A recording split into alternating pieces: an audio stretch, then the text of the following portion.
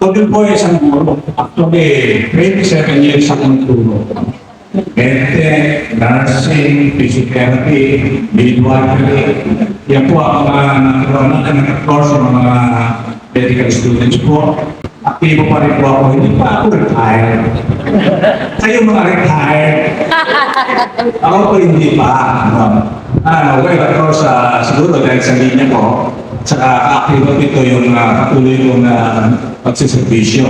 Even my wife, Betty, hindi pa rin na-retire ako. Si Carlo po, kung baka kanina sinabi niya, kasi kaya po yan. Ito pa lang, with your permission na lang. Ano po niyo, si Carlo, wala ka kami kailangan. Nag-aral po yan sa Dilman. Buwan po elementary yan, high school. Pagkakaroon siya na, isipan sa principal. Principal office. Medyo kakulitan po ito eh. Pero meron naman matulungan naman daw, pero medyo minsan klase na doon sila sa pintana.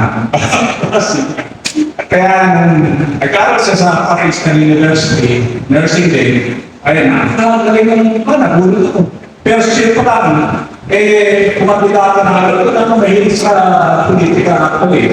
Doon sa student council, pero siya pa lang, kandidato na siya.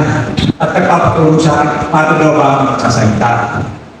Kaya every time, lalo na nung una, kinakabahan, pinta kayo dito sa ganito ng tipo. Pero sa totoo lang, sabi nga, anak, mas magaling ka kaysa sa akin.